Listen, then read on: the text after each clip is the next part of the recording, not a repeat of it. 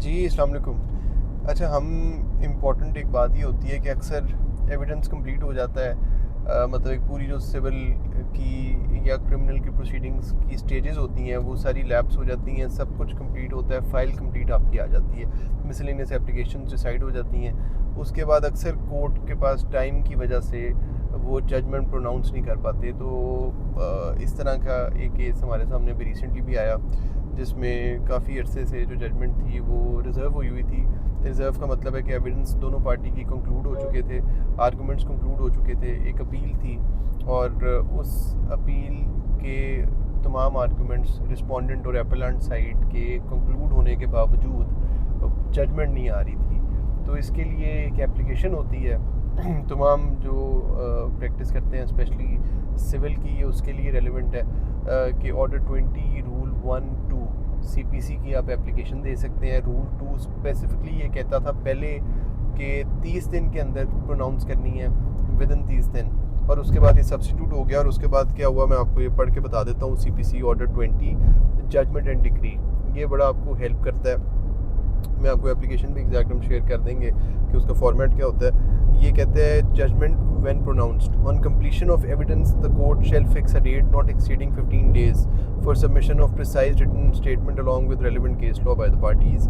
उसके बाद sub section 2 कहते हैं the court after submission of the written arguments under sub rule 1 and after hearing the oral submission if so required pronounce judgment in open court either at once or on some future date not exceeding 15 days for which due notice shall be given to the parties or their advocates।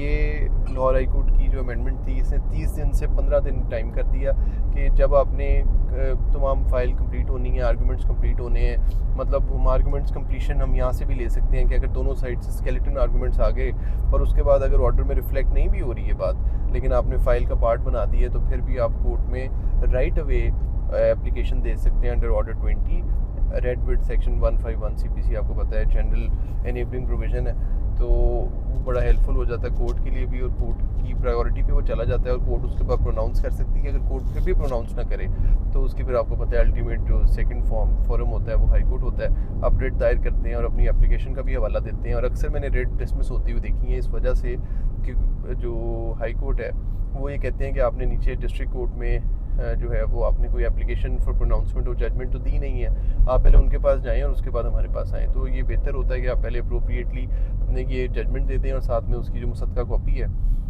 वो आप apply कर दें, और उसके बाद अपनी high court में आप जो है ना रिट उसकी फ़ाइल कर दें टाइमली। जब आप रिट फाइल करेंगे तो फिर आपको वहाँ से भी डायरेक्शन इशू हो सकती है, लेकिन वैसे नॉर्मली प्रोनाउंसमेंट ऑफ जजमेंट की एप्लीकेशन जब देते हैं तो उसी में फ़ाइल हो जाती है। आज हमारा एक और मुकदमा था जिसमें हमने एप्लीकेशन दी, वो मोहसिन साहब एप्लीकेशन दिखाएँ कि उसमें क्या है। ये एप्लीकेशन है जी, इसका नंबर वगैरह हम छुपा लेते हैं और ये भी छुपा लेते हैं। इस तरह की ना एक ये एप्लीकेशन बनती है, अगर मैं आपको दिखा दूँ, ये दिखाएं ज़रा। above cited civil appeal is pending adjudication before the honorable court। और ये पूरी इसकी जो प्रेयर होती है बड़ी नैरो होती है।